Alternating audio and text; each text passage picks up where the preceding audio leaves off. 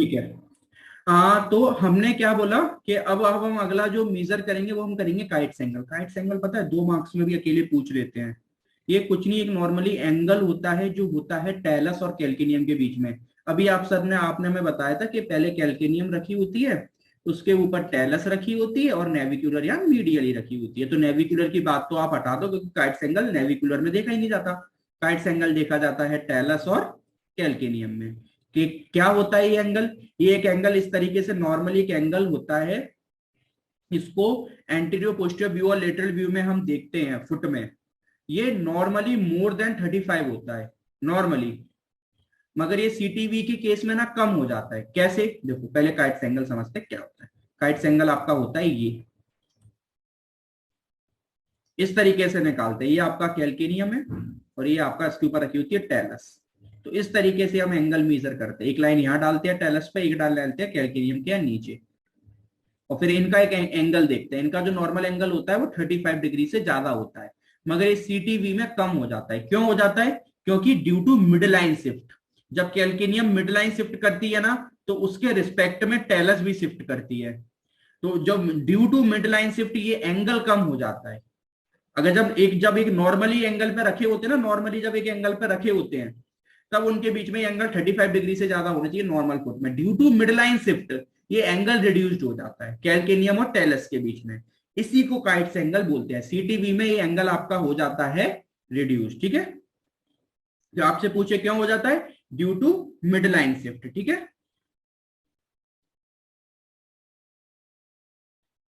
अब ये आपको समझ आ गया, ये आपको मैंने बताया। ठीक है, अब हम आगे देखते हैं क्या ये कह रहे हैं कि angle is between long axis of talus and calcaneum. जो अभी मैंने दिखाया यही लॉन्ग एक्सेस और कैल्केनियम टेलस के बीच में जो एंगल निकालते हैं वो क्या, उसको काइट्स एंगल भी बोलते हैं। और ये काइट्स एंगल आपका हो जाता है कम, 35 डिग्री से कम हो जाता है। याद रखना है इस चीज को, क्यों कम होना है। कोई भी पूछे sir due to mid line shift, mid line shift होने की वजह से उनमें क्या हो जाता है, वो थोड़े से पास पास आ जाते हैं, जिस वजह से उनके बीच में एंगल कम हो जाता है जब मिड लाइन शिफ्ट करते हैं ना। क्योंकि अभी अगर एक दिमाग लगाओ, जब नॉर्मली बीच में रखे हुए हैं तो दोनों को जगह मिलती है। जब दोनों एक साथ मिड लाइन जाते हैं ना तो जगह होती नहीं है, तो दोनों एक दूसरे के पास पास आने लग जाते हैं टेलस और कैल्केनियम। और जिस वजह से उनके बीच में जो एक एंगल बना होता है 35 डिग्री का नॉर्मली होना चाहिए, वो कम हो जाता है क्योंकि पास पास आने लग जाती है बोन्स। ट्रीटमेंट क्या करोगे? अब हम स्टार्ट करते हैं सबसे इंपॉर्टेंट पार्ट, ट्रीटमेंट। सबसे इंपॉर्टेंट याद रखना, इसमें पीटी वीटी से लेके मैं सब बता दूंगा, सारा पार्ट इसमें कवर करेंगे। और इसका ट्रीटमेंट बहुत इंपॉर्टेंट पार्ट है, बहुत ज्यादा, हमेशा के लिए। पहले पढ़ते हैं नॉन नॉन ऑपरेटिव, क्योंकि हम हमेशा सारा ट्रीटमेंट हमेशा, और एग्जाम में भी हमेशा ट्रीटमेंट ऐसे ही लिख के आना होता है। पहले लिख के आते हो नॉन ऑपरेटिव ट्रीटमेंट, फिर ऑपरेटिव, है ना। तो पहले हम पढ़ते हैं non operative treatment. Non operative में क्यों, ये कहाँ करा जाएगा? पहली बात तो सर नॉन ऑपरेटिव वहां करा जाएगा जहां पर कंडीशन थोड़ी सी माइल्ड है और हमें लगता है कि यहाँ पर बिना सर्जरी के काम चल जाएगा। तो सबसे बड़ी, मैंने एक बहुत अच्छा आप लोग को ज्ञान दिया था माँ वाला के फैमिली पहचान ले, तो ये पूरा ज्ञान क्यों दिया, क्यों जरूरत आई, क्यों आई, क्यों मुझे देना पड़ा? ड्यू टू इस ट्रीटमेंट। अगर ये ट्रीटमेंट में नहीं होता तो मेरे को ऐसा वहां पर कोई ज्ञान आपको नहीं बताता। क्यों? क्योंकि ये सबसे बड़ी पहचान होती है, माँ को बताया जाता है, माँ को पता होना चाहिए। अगर माँ पहचान लेती है और वो डॉक्टर्स पे चली जाती है तो डॉक्टर देख लेते हैं अच्छा ओके ये माइल्ड है, तो वो खुद कुछ ट्रीटमेंट नहीं करते, सारा ट्रीटमेंट वो माँ को समझा देते। क्या बोल देते हैं? माँ को सिंपल सा बोल देते कि जब भी आप उन्हें खाना खिलाओ या कुछ भी करो, थोड़े थोड़े टाइम पीरियड बाद ना आप क्या करो, क्योंकि पैर कैसा जा रहा है आपका, फुट कैसा जा रहा है। हमने बोला सर फुट जा रहा था प्लांटर फ्लेक्शन और इन्वर्जन में, तो हम बोल देते कि आप ना धीरे धीरे से उस फुट को डॉर्सी फ्लेक्शन में ले जाओ। तो बस एक नॉर्मली क्या करो, स्ट्रेच करो, क्योंकि प्लांटर फ्लेक्सर्स की मसल्स कैसी हो रही हैं, टाइट हो रही हैं। अगर उनको अगर जो टाइट हो रही है उन मसल को लूज कैसे करोगे? बेसिक पीटी, बेसिक फिजियोथेरेपी बताओ ना, अगर कोई मसल्स टाइट हो रही है तो उन्हें लूज कैसे करोगे? स्ट्रेच करके। तो प्लांटर फ्लेक्सस टाइट हो रही है, उनको स्ट्रेच कैसे करोगे? फुट को डॉर्सी फ्लेक्सस में ले जाओगे। जैसे फुट को डॉर्सी फ्लेक्शन में ले जाओगे, सपोज बेबी का फुट नीचे जा रहा है तो प्लांटर फ्लेक्सस टाइट हो रही है, उनको क्या करोगे? तो मैं डॉर्सी फ्लेक्शन कराऊंगा। जैसे कराऊंगा तो ये वाली मसल जो टाइट हो रही थी वो स्ट्रेच होंगी तो नॉर्मल आएंगी। लेकिन कब? जब कंडीशन माइल्ड हो। खतरनाक हो तो कुछ नहीं होगा, माइल्ड माइल्ड। तो माँ को बोलते हैं कि थोड़ा थोड़ा सा आप क्या करो, डॉर्सी फ्लेक्शन कराओ। प्लस पैर इन्वर्जन में जा रहा था तो अब क्या हो रहा है, अगर इन्वर्जन को स्ट्रेच कराओ, टाइट हो रही तो इन्वर्जन में नहीं पूछा फुट। तो माँ को बोलते हैं थोड़ा सा पहले आप कराओ, क्या कराओ, पहले आप कराओ डॉर्सिफ्लेक्शन, है ना। डॉर्सिफ्लेक्शन कराने के बाद कुछ जैसे आप ऐसे करते हैं, बोलते डॉर्सिफ्लेक्शन कराओ, उसको 5 सेकंड होल्ड करो, 1 2 3 4 5, ऐसा 5 मिनट तक कराओ, ठीक है।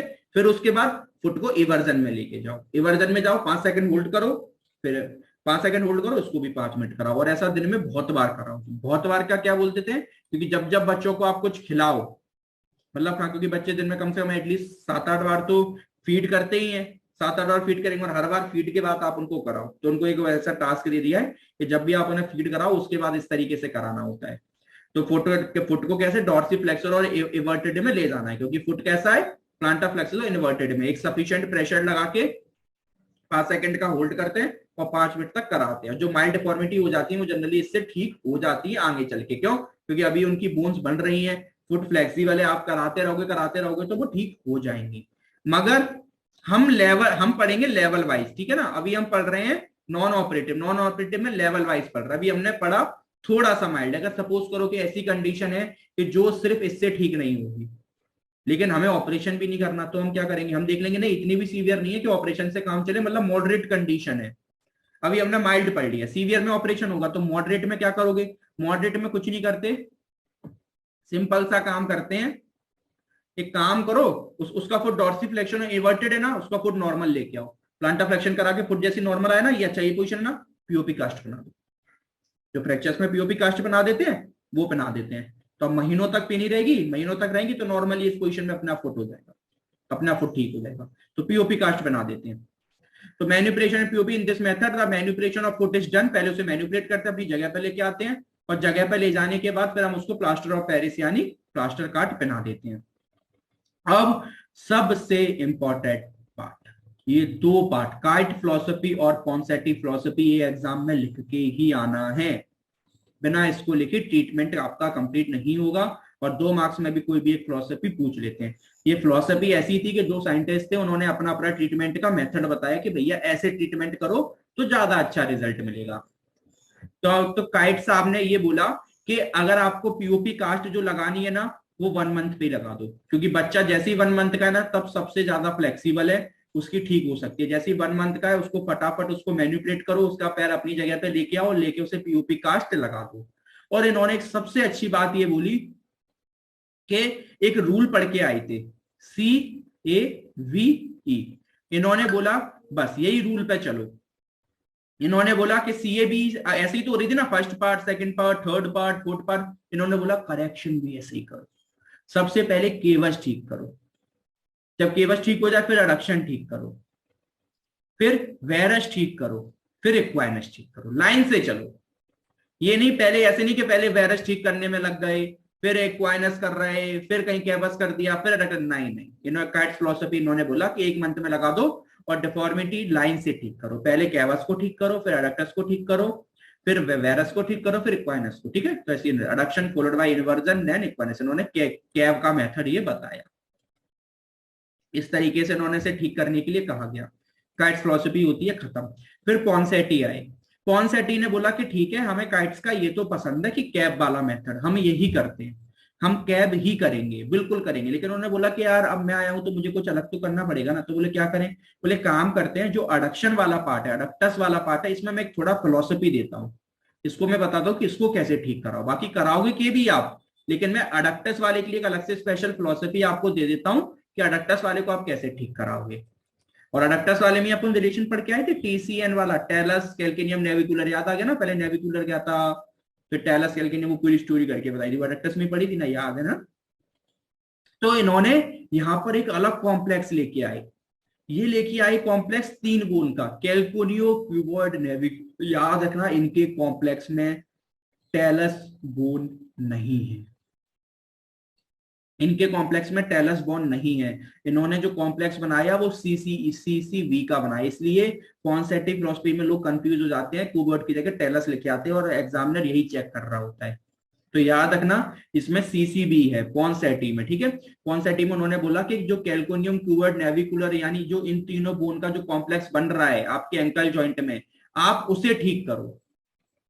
कैसे ठीक करोगे, बेसिक सा कुछ नहीं, वही सिंपल मैकेनिज्म, क्या कि जो आपका पैर इंटरनली रोटेटेड है ना, उसको क्या करो, जो इंटरनली रोटेटेड मतलब जो अडक्टेड है उसको क्या करो, उसको वापस अपने एक्सटर्नली रोटेट करो, यानी बाहर की तरफ ले जाओ, जो अडक्टेड है उसे अबडक्टेड करो, बाहर की तरफ ले जाओ। सारी तो ऐसी तो ठीक कर रहा हो, और कैसे कर रहा हो, यानी जो नॉर्मल पोजिशन उसे बाहर की तरफ ले जाओ। कैसे ले जाओगे, उन्होंने सिंपल सी मैकेनिज्म बताई, कुछ नहीं, ये फुट है ना, फुट मेरा अडक्टेस मतलब जो मिड फुट है वो अंदर की तरफ, उन्होंने कुछ नहीं बोला, उन्होंने बोला कि फिंगर रखो इस पे, और फिर जैसे फिंगर पे रखोगे और उसको वापस अपनी नॉर्मल पोजीशन में ले आओ, बस ये मेथड थी, कुछ नहीं इस तरह अडक्शन में। ये उन्होंने बस एक लाइन बोल दी कि कैल्कोनियो जो क्यूबॉइड नेविकुलर कॉम्प्लेक्स है उसको टारगेट करो, उस पर फिंगर रखो एडक्टस को, उसको टारगेट करके और फिर से बीच में ले आओ, बस और कुछ नहीं।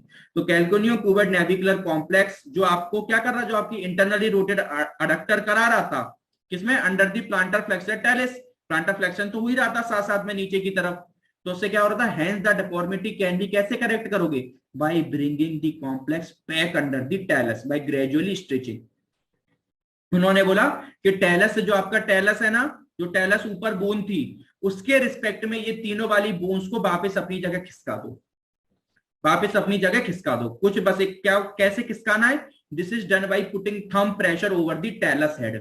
अब ये आपको, इसके लिए आपको थोड़ा सा एडवांस होना पड़ेगा, आपको पहले पता होना चाहिए कि फुट में टेलस कहां पर फील हो रही है, समझ रहे हो। अगर आपको नहीं पता ना, फुट में टेलस ही नहीं ढूंढ पाओगे तो नहीं कर पाओगे, एडवांस लेवल का है वो लोग। पहले आपको पता होना चाहिए कि भैया टेलस यहाँ है, पहले टेलस को फील करो। जब टेलस को फील कर लोगे तो टेलस पे एक फर्म प्रेशर लगा के, है ना, फर्म प्रेशर लगा के उसको उसको पकड़ के नीचे वाले हेड को घुमाते हैं। ये जो फिजिशियंस होते हैं ना, जो फिजिशियन जो सर्जन होते हैं वो ही कर पाते हैं, ये नॉर्मली हम लोग नहीं कर पाएंगे, ये सर्जन लोग ही कर पाते हैं, जो पहले टेलस को फील करते हैं, उसको पकड़ते हैं और उस पर एक फर्म प्रेशर लगा के उसके रिस्पेक्ट में जो कैल्कोनियो क्यूबॉइड नेविकुलर कॉम्प्लेक्स होता है उसको घुमा देते हैं।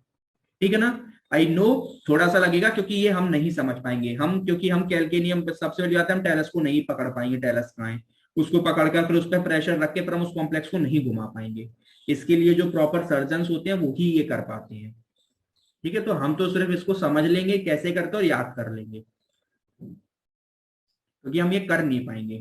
तो हम क्या, कॉम्प्लेक्स इज इंटरनली रूटेड, जो आपका प्लांटर फ्लेक्स टेलस में, hence the deformity can be corrected bye bringing the complex back. जो ये कॉम्प्लेक्स कहां चला गया था, मीडियली चला गया था, इसको वापस लेके आना है, कहां पर, अपनी नॉर्मल पोजीशन में। कैसे, under the talus by gradually stretching, जो आपके स्ट्रक्चर्स जो पास पास आ गए उनमें स्ट्रेचिंग करके, क्योंकि हम यही तो कर रहे हैं इतनी देर से, जो पास पास स्ट्रक्चर आकर उनमें स्ट्रेचिंग ही तो कर रहे हैं। तो बस उनमें कैसे स्ट्रेचिंग करनी है, पहले हम टेलस पकड़ते हैं और टेलस पे एक थंब से, अपने फिंगर से, अपने थंब से प्रेशर रख के और उस टेलस हेड को over the calcaneo cuboid navicular complex में घुमा देते हैं। बाय डूइंग दिस, जो आपका जो कॉम्प्लेक्स है, जो इंटरनली रोटेट हो गया था, यानी जो अडक्टेड हो गया था, वो वापस आपका एक्सटर्नली रोटेटेड में चला जाता है, यानी अबडक्टेड हो जाता है, बाहर की तरफ चला जाता है, अंडर द टेलर हेड। ठीक है, इसमें टेलर हेड को पकड़ के करते हैं, ये फिजिशियन द्वारा, सर्जन द्वारा किया जाता है। आप तो उसको याद करोगे और समझोगे। ये जो मैकेनिज्म है ना, ये फर्स्ट वीक ऑफ लाइफ में स्टार्ट कर देते हैं। आप सोचो ये नॉर्मल लोग कर पाएंगे उस टाइम पे, फर्स्ट वीक ऑफ लाइफ, बच्चे को सिर्फ 1 हफ्ता हुआ है, अब उस कंडीशन में जो उनके जो जीरियाट्रिक जो प्रॉपर ऑर्थोपेडिक सर्जन होते हैं वो ही कर पाते हैं इस मेथड को। ठीक है, तो फर्स्ट वीक ऑफ लाइफ में उसे करते हैं। और बाकी पॉन्सेटी का रूल तो वही था कि कैव में ही चलना है, पहले कैवस को ठीक करो, अडक्टस को ठीक करो, वेरस बस उन्होंने अडक्टस के लिए एक स्पेशल पॉइंट बताया कि अडक्टस को आप इस तरीके से ठीक करके देखो तो ज्यादा अच्छे रिजल्ट मिलेंगे। जो हम नॉर्मली क्या कर रहे थे, नॉर्मली जो इंटरनली रोटेट था उसे एक्सटर्नली कर रहे थे, बस सीधा पकड़ के, लेकिन उन्होंने बोला कि नहीं नहीं सीधा मत करो, ये टेलस वाले फिनोमेना से करो तो ज्यादा अच्छे रिजल्ट मिलेंगे, बस इतना सा था। अब हम पढ़ते हैं ऑपरेटिव मेथड। ऑपरेटिव मेथड कब करोगे, जब सीधी सी बात है कि बहुत ज्यादा कंडीशन सीवियर है, तो हमेशा ऑपरेटिव मेथड एग्जाम में लिखने से पहले 2-3 लाइन हमेशा लिख के आया करो कि why we choose operative method. पहला, सर हमारी कंजर्वेटिव टेक्निक इज फेल, तो ये कंजर्वेटिव टेक्निक थी ऊपर तक करते आ रहे थे, फेल हो गई। दूसरी चीज, कंडीशन बहुत ज्यादा सीवियर है। तीसरी कंडीशन ऐसी है कि लाइफ थ्रेटनिंग आ गई है, मतलब क्या कि पेशेंट बहुत ज्यादा पेन में है या स्ट्रक्चर्स बहुत ज्यादा टाइट हो गए हैं, अगर इनको अभी हम सर्जरी नहीं करेंगे तो चीजें बहुत ज्यादा खराब हो जाएंगी।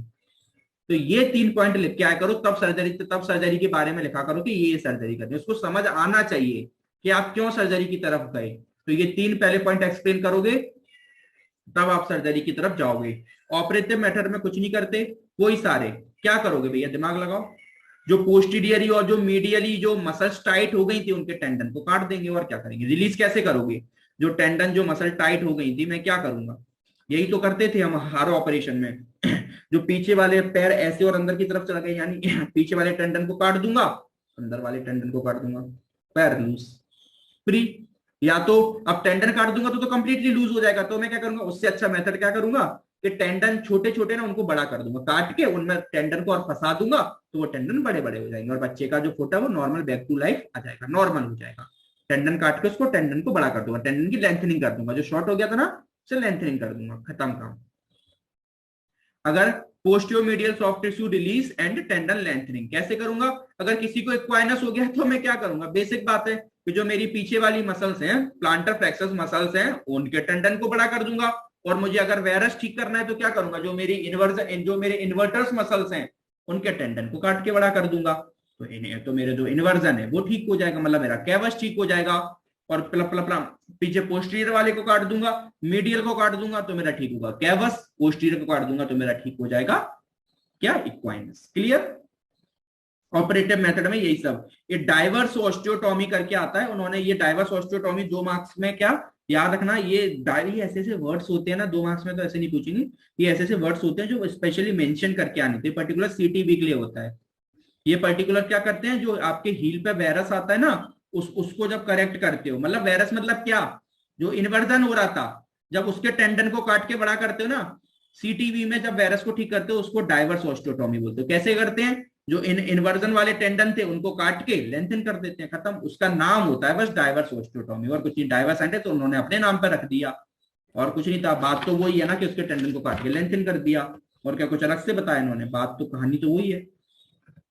टेलेक्टोमी में क्या करते हैं, टेलेक्टोमी में आपका टेलस बोन है ना, जो आपका टेलस नॉर्मली ज्यादा मीडियल जाता है उनको काट के अलग कर देते हैं। और क्या कर सकते हैं, जो उनको ये उनमें करते हैं जहां बहुत सारी एर्थ्रोगायरोपोसिस क्या पड़ा था, जब बहुत सारी डिसीजेस एकदम एक साथ आ जाए फुट में एक साथ और कॉज अननोन हो, तब वहां पर फिर अगर टेलस बहुत ज्यादा मिड लाइन शिफ्ट है तो भैया टेलस को काट के अलग कर देते हैं। या फिर दूसरा काम करते हैं ट्रिपल आर्थ्रोडेसिस, ये लिख के आने होते हैं। ट्रिपल आर्थ्रोडेसिस मतलब क्या होता है, बहुत सिंपल, जो एबनॉर्मली आपका टेलस, कैल्केनियम और नेविक्यूलर, नेविक्यूलर का होता है मीडियली साइड होता है, टेलस ऊपर होता है, मैं बार बार इसलिए बताता हूं क्योंकि यही याद हो जाए, कैल्केनियम और नेविक्यूलर, ये तीनों जो आपस में एक दूसरे से रिलेशन में तो थे ही, तो हम क्या करते हैं उन सबको अपनी जगह पे लेके आते हैं और सबको एक साथ फ्यूज कर देते हैं, बांध देते हैं, चलो हटो सब बन जाओ, आपको इधर उधर नहीं जाएगा, क्योंकि जब एक एक तरीके से कॉम्प्लेक्स बन जाएगा ना, सब तीनों एक साथ चिपक जाएंगे तो फिर कोई भी इधर उधर नहीं भगेगा। सर अगर हम बांध देंगे फिर तो फिर कोई एंकल वो मूव ही नहीं कर पाएगा इधर उधर, ना वो इन्वर्जन विजन कर नहीं पाएगा, एंकल जो आपके एंकल जॉइंट के मूवमेंट है वो तो खत्म ही हो जाएंगे, क्योंकि जब ये जॉइंट होता है तभी तो हम एंकल जॉइंट पे काम कर पाते हैं। आप इनको फ्यूज कर दोगे तो एंकल जॉइंट के मूवमेंट ही नहीं बचेंगे, बिल्कुल सही, एंकल जॉइंट के कोई मूवमेंट नहीं बचते। क्या करें, सर्जरी हमेशा लास्ट स्टेज में करी जाती है, जब हमें लगता है कि अब कोई ऑप्शन नहीं बचा, तो एंकल के मूवमेंट गए भाड़ में, हम तो बस डिफॉर्मिटी को करेक्ट करके उनको फ्यूज कर देते हैं, फिर उसके बाद कोई एंकल को मूवमेंट जरूर नहीं कर पाएगा, ये बात सही है। ट्रिपल आर्थोडेसिस ये जनरली 12 साल के बाद करा जाता है, क्यों, क्योंकि हम वेट करते हैं, पूरी कोशिश करते हैं ठीक हो जाए, नहीं होगी तो फिर ट्रिपल आर्थोडेसिस करना पड़ता है मजबूरी में, जॉइंट को फ्यूज करना पड़ता है, क्यों, क्योंकि पूरी एंकल जॉइंट की मोबिलिटी चली जाएगी, वो फिर एंकल जॉइंट पे मूवमेंट कर ही नहीं पाएगा, अगर ये जॉइंट फ्यूज हो गई तो फ्यूज कर दिए, तो ये लास्ट स्टेज इसमें करते हैं। वेज टेलेक्स्टोमी का मतलब होता है कि पर्टिकुलर कोई भी एक पार्ट बहुत ज्यादा डिस्टर्ब कर रहा है, सिर्फ उसको काट के अलग करो, पूरी बोन को ना काट के पर्टिकुलर उस उतने ही लिमिटेड पार्ट को अलग कर दो जो आपको ज्यादा शिफ्ट हो रहा है। इसके केस में, सीटीवी के केस में, कि पर्टिकुलर अगर नेविकुलर को बोन ज्यादा जा रही है तो जरूरी पूरी नेविकुलर काटो, उसका कुछ पार्ट अलग कर दो। टेलस ज्यादा शिफ्ट हो रही तो पूरी टेलस मत काटो, आप देख लो अगर सिर्फ कुछ परसेंटेज ऑफ काट के ही काम चल रहा है उसको बोलते हैं वेज रिजेक्शन। जब ऑर्गन्स की सर्जरी पढ़ोगे ना तो उसमें पढ़ोगे वेज रिजेक्शन, जैसे अगर किसी के लंग्स में कैंसर होता है तो पर्टिकुलर सिर्फ लंग्स का उतना ही पार्ट काटा जिसमें ट्यूमर था, तो उसको बोलते हैं लंग्स का वेज रिजेक्शन।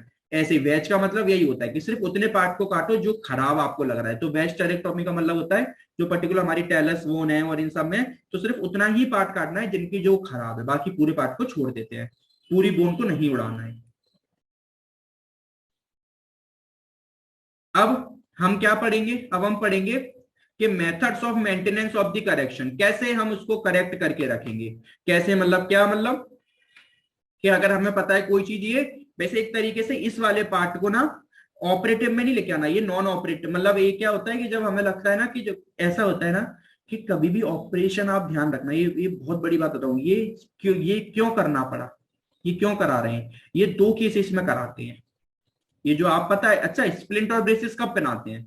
स्प्लिंट ब्रेस जब पहनाएंगे या तो कंडीशन माइल्ड हो, जो स्प्लिंट ब्रेस से ठीक हो जाए, तो इसको स्प्लिंट और ब्रेस वाला आप वहां पर भी लिख के आओगे, नॉन ऑपरेटिव वाले में, जब माइल्ड वाले में तो उसको स्प्लिंट ब्रेस पढ़ाएंगे। प्लस इसको ऑपरेशन से पहले भी पहना के रखते हैं। क्यों? क्योंकि ये सर्जरी होती है बहुत खतरनाक, तो हमारी पहली कोशिश यही रहती है कि जितना स्प्लिंट और ब्रेस से ठीक हो सके उतना कर दो, फिर बाकी ऑपरेशन तो करेंगे ही हम, क्योंकि 100% है तो हमारी कोशिश रहती है एटलीस्ट 20% ठीक कर दें स्प्लिंट ब्रेस, बाकी 80% फिर हम ऑपरेशन से कर लेंगे, हमें प्योर ऑपरेशन 100% के लिए ना करना पड़े। वरना क्या चीज है, क्योंकि ऑपरेशन से सर्जरी से एक ठीक होगी तो दूसरी तो गड़बड़ होती ही है। तो एक तो स्प्लिंट ब्रेस का काम ये था कि नॉन ऑपरेटिव में पहना के रख रहे हो, है ना, प्लस ऑपरेशन में, ऑपरेशन से पहले भी। तो बच्चे जो बहुत ज्यादा छोटे एज के होते हैं तो जो बहुत ज्यादा छोटी एज में ऑपरेशन नहीं करते, हम वेट करते हैं कि थोड़े एटलीस्ट 4-5 साल के, तब तक हम क्या बच्चों की ऐसी डिफॉर्मिटी बनने दें। तो फिर तो क्या करेंगे, तो उन बच्चों को फिर स्प्लिंट और ब्रेस प्रेस्क्राइब कर दिए जाते हैं, बोलते हैं इनको ये पहना के रखो। ये दो काम करेंगे क्या कि तो ये डिफॉर्मिटी को बढ़ने नहीं देंगे, प्लस थोड़ी बहुत डिफॉर्मिटी को ये भी कम कर देंगे, जिससे कल को जब हम सर्जरी करेंगे तो हमें इतनी प्रॉब्लम नहीं आएगी।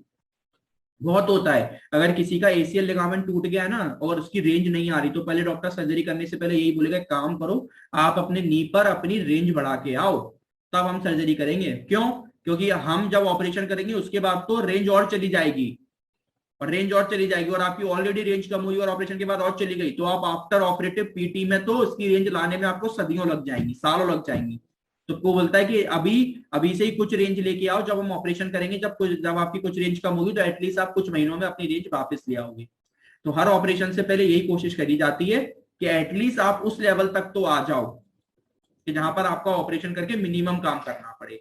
तो यहाँ methods of maintenance of the correction, CTB splint आती है, जिसको डेनिस ब्राउन स्प्लिंट भी बोलते हैं। ये फुट को करेक्ट पोजीशन में रखते हैं। क्या स्प्लिंट का क्या काम होगा? कुछ काम नहीं होगा, वही काम होगा, ऐसी स्प्लिंट होंगी जो क्या करके रख रही होंगी, जो फुट प्लांटर फ्लेक्शन में था और इन्वर्जन में था, उस फुट को डॉर्सी फ्लेक्शन में और क्या इवर्जन में करके रखेंगे बस। ऐसे इसी को डेनिस ब्राउन स्प्लिंट बोलते हैं। देखो दिखाऊं,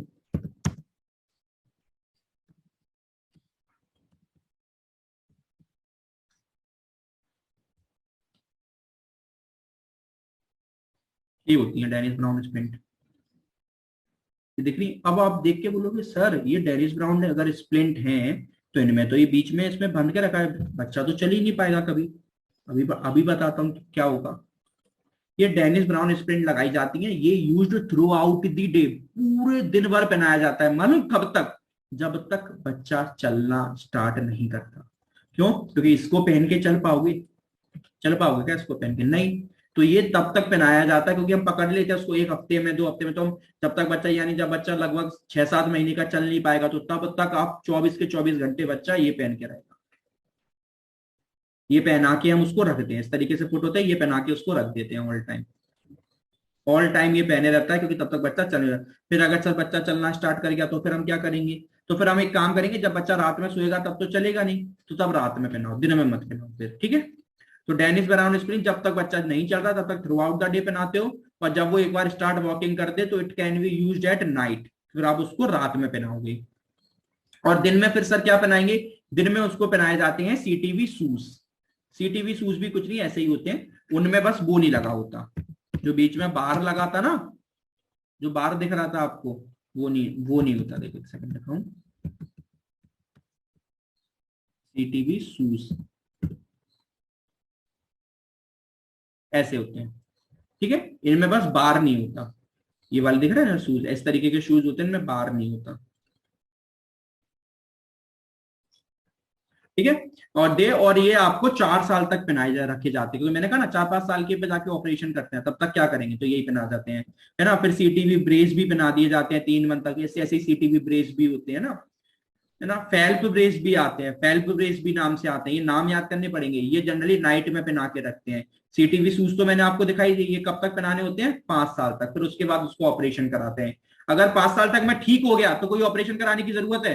डॉक्टर देख लेता है, अगर डिफॉर्मिटी ठीक हो गई 5 साल तक बोलते हैं पहना के रखो। अगर डिफॉर्मिटी ठीक हो गई तो अच्छी बात है, और नहीं हुई तो फिर इससे क्या होगा, ज्यादा तो बढ़ेगी नहीं, थोड़ी बहुत कम हो जाएगी, फिर हम ऑपरेशन करा देंगे, और क्या कर सकते हैं। ठीक है। फेल्प ब्रेस, तो एक फेल्प ब्रेस भी आती है, इस तरीके से होती है, इस तरीके की होती है, ये ब्रेस होती है। ठीक है। सूस के टाइप, थोड़ा सूस के जैसी होती है, इस तरीके से होती है, एकदम सीधा करके फुटकर इस तरीके से। ठीक है। ये आपकी फेल्प ब्रेस है। तो फेल्प ब्रेस भी पहनाई जाती है, जनरली नाइट में पहनाई जाती है। ठीक है। सीटीवी शूज हम दिन में, तो हम जनरली सीटीवी शूज पहनाते हैं जब बच्चा चलना स्टार्ट कर दे। तो सर्जरी कब कराओगे, ये तो देखो सर्जरी इंडिकेशन ये लास्ट में लिखी है मैंने, लेकिन आप पहले लिखोगे, जब ऑपरेटिव वाला स्टार्ट करोगे ना तो उसके पहले ये लिख के आओ। वही बात है, क्या बात है कि response not obtain to conservative, हमने एटलीस्ट 6 महीने तक हमने लगा के देखा, लेकिन हमें दिख रहा है कि कोई रिस्पॉन्स नहीं आ रहा, 1% भी ठीक नहीं हो रहा, तो फिर क्या करना पड़ेगा, सर्जरी करना पड़ेगा। यानी इस लाइन का मतलब है if conservative technique is fail, तो ये करोगे। रिजिड क्लब फुट का मतलब होता है कि भैया हमने कितना भी करा, रिजिड है, वो नहीं ठीक हो रहा, थोड़ा बहुत ठीक भी होता है, थोड़ा बहुत ठीक भी होता है, लेकिन फिर वहीं आ जाता है। और तो फिर, और रेजिस्टेंस का मतलब होता है परमानेंट, भैया इतना खतरनाक है, टोटली रेजिस्टेंट है, ये तो ठीक होगा ही नहीं, यहाँ तो मतलब पिलाने का कोई मतलब भी नहीं है। रिजिड वाले में तो होता है कि एटलीस्ट हमने पिला के देखा, हमने उसको ब्रेसेस वगैरह, हमने पीओपी कास्ट लगा के देखी, पीओपी कास्ट हमने करी, जो स्टार्टिंग में पढ़ के था ना पीओपी कास्ट वाला, हमने पीओपी कास्ट करके देखी, मगर थोड़ा बहुत रिजल्ट मिला, उससे कोई मतलब है नहीं, तो हमें करनी पड़ेगी। रेजिस्टेंस मतलब वहां पीओपी कास्ट लगा ही नहीं सकते, आप मोबिलाइज कर ही सकते, इतनी ज्यादा डिफॉर्मिटी है कि आप उसे मोबिलाइज करके सीधा ही नहीं कर सकते, इतनी ज्यादा अगर किसी को देखो इतनी इस लेवल की डिफॉर्मिटी है तो आप उसे सीधा कर ही नहीं सकते, ये होगी, ये सर्जरी से ही ठीक होगी, ये सीधा कर ही नहीं सकते इसे मोबिलाइज करके। तो ये कौन से, ये थे रेजिस्टेंस वाले केस, है ना। रिकरेंट का मतलब किसी को एक बार ठीक हो गई फिर वापस आ रही है, बार बार हो रही है, तो फिर क्या करोगे, तो फिर बार बार कोई मतलब नहीं, बार बार कब तक ब्रेस बनाओगे, तो फिर सर्जरी करके ठीक करते हैं। या रिलैप्स का मतलब होता है कि डिटोरिएशन आफ्टर इंप्रूवमेंट, कोई आपको पहले तो पूरी ठीक हो गई, दिख रहा था, मतलब जैसे ऐसा होता है कि थोड़ा बहुत इंप्रूवमेंट दिखा, फिर चीजें खराब होने लग गई, तो मतलब कुल मिला के सबका मतलब एक ही होता है, बार बार आ रही है, कोई रिजिड है, कोई ठीक ही नहीं है, रिकरेंट है, रिलैप्स्ड है, क्लब फुट, तब आपको इन केसेस में आपको क्या चुननी पड़ेगी, सर्जरी, तब आप सर्जरी की तरफ चलेंगे। ठीक है। ये हमने पूरा कंप्लीट सीटीबी के बारे में पढ़ा, हमने कोई भी एक भी टॉपिक नहीं छोड़ा, चाहे कितना भी हो, हमने पूरा। सबसे बड़ी बात ये आपकी डेली रूटीन लाइफ के लिए बहुत इंपॉर्टेंट है, इसको याद रखना, पीटी मैनेजमेंट के लिए, क्योंकि ये 1000 में एक केस होता है, ये बहुत मिलते हैं बच्चों में, और आपके पास जब आप करेंगे आगे चल के आपके पास पेशेंट्स आएंगे और आपको उनको ठीक करना पड़ेगा, आपको उनको सीटीबी ब्रेस स्प्लिंट बतानी पड़ेगी, आपको उनकी स्ट्रेचिंग है ना, प्लांटर फ्लेक्सर है तो डॉर्सिफ्लेक्सर की स्ट्रेचिंग करानी पड़ेगी, इन्वर्जन है तो इन्वर्जन की स्ट्रेचिंग करानी, सब कराना पड़ेगा, मैंने आपको यहाँ सब पूरा ट्रीटमेंट बताया। ठीक है। That's all complete about for CTE.